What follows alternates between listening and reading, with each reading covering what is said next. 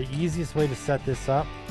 Hey guys, Brad here, and today's video is going to be on something I use for cabinetry all the time. This is such a game-changing, time-saving tool that I think you need to get if you're building cabinetry or installing handles.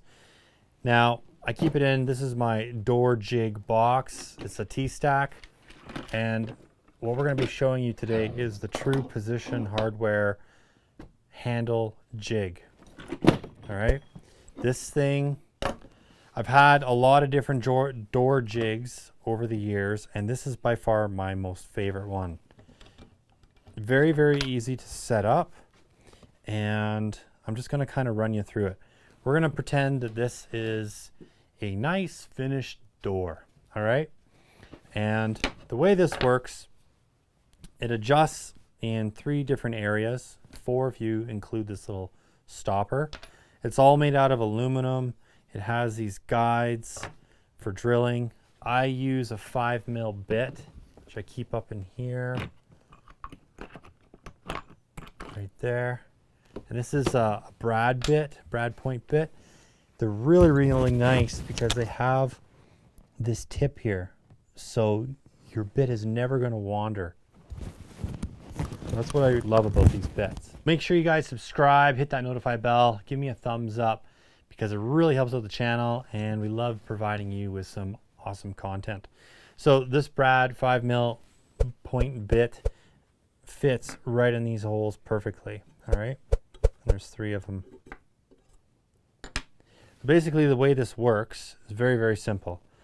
Let's say this is the door, and you want to have your handle in, I don't know, let's just say 2 inches right now, okay?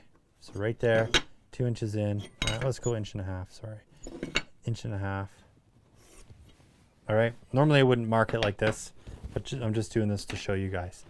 Now, on the guide, you pull this back with this little knob to 2 inches. And what that means is that it's 2 inches from here to the center of the hole. I'm just going to grab a tape to show you. All right, so 2 inches bang on. So then when we take it and we spin it around and we put it on the edge of the door, we're 2 inches from here to here. Now if I want to be 1.5 inches, I just pull it in to 1.5 inches. And that's just using these marks right here. Okay, so this is 1 inch, 1.25 inches, 1.5 inches. Now our holes are going to be right on that line that I drew at 1.5 inches. So you can see how easy that is to get your setback. Now the second part of this will be your handle. Now, depending if it's metric or imperial, you know, the widths do change a bunch depending on if you're going with fancy stuff or just real basic Home Depot. The easiest way to set this up, there's a couple ways I guess, is you can measure. All right, so this is 3 3/4, so you could divide that in half. But another way also is you can put the screw through and set it. And quite often I do this just to be, you know, super safe, because when you're drilling cabinet doors, you really don't want to screw up because, you know, a lot of the times you can't fill it. It's already been painted or stained. So this sort of sets where you need to be, okay? And then you can just adjust it. Now, you can adjust this anywhere. You don't have to put it dead center, all right, which would be right about there at 1.15 inches.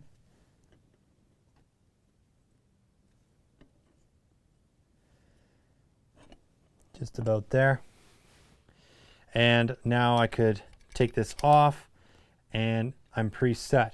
But the other thing that's really cool about this is you can put this little stopper on. So for repetitive doors, oops, I put that on backwards, sorry guys.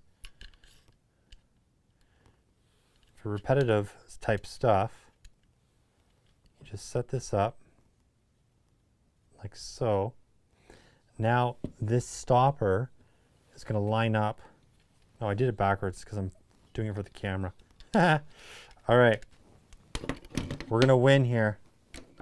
There we go. You set it up like that. All right. So every time you come in, if you're doing all the lefts, you just bump it in like that. Then when you're going to do all your right handles, you move this over here, and then all is good. That's what I'm trying to explain to you guys in a really long, drawn out process. So once you know your measurements, that's where I want my handles to be. Let's just say I can go through with my drill.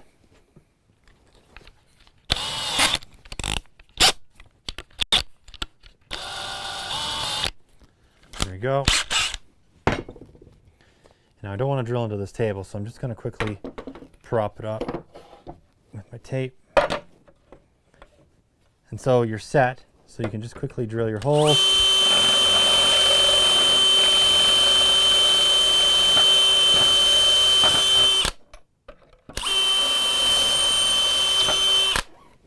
This bit is clearly getting dull. And then you can screw that on, no problem.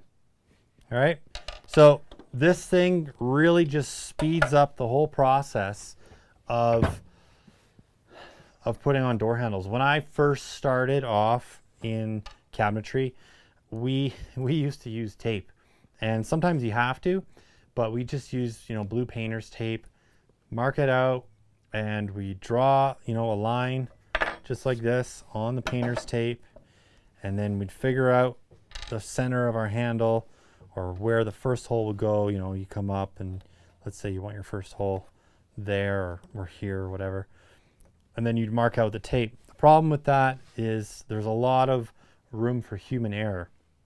And when I say that, I mean you could easily inch yourself, you could eighth yourself or whatever. So having this, even though this is expensive, and I'll leave some links down below for you know, for this tool. I know it's not cheap. I just can't remember exactly how much right now, but we'll leave some links. But this thing definitely takes out a bunch of the human error. You just check and then double check before you start drilling holes. You're fully set up, and you know you're going to be square every time because of this plate, and all is good. Now another thing you can do if you want is these flip around. Okay, you don't have to put them on that side. You can flip them around. So that's one thing you can do. Another thing is you can eliminate one, and you can just go off your center hole, and this hole is exactly lined up with this hole, right?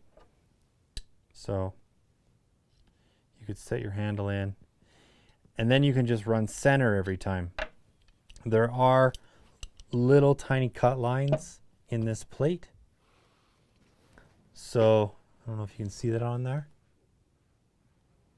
So a lot of the times, you know, you can have, say, a line down here on the edge of your door, and you line the cut line underneath here to that line. Maybe it's on a piece of tape, and then you know you're hitting your center every time. I prefer to use this part of the tool just to button it to the bottom here, and then I'm square, I'm repetitive, I'm not making marks on the doors. It's just super easy. Biggest thing, as you saw though, make sure you have a sharp bit. This thing is clearly dull, even though when I touch it it's deadly sharp, but I think it's time to go. All right guys, hope you enjoyed the video. Like I said, it's kind of expensive. I'll leave some links down below. Leave some comments. What do you guys use? Because I know there's a whole bunch of different jigs out there. Love to hear from you. Subscribe, hit that notify bell, give me a thumbs up. Until next time, keep on crushing it. We'll catch you later.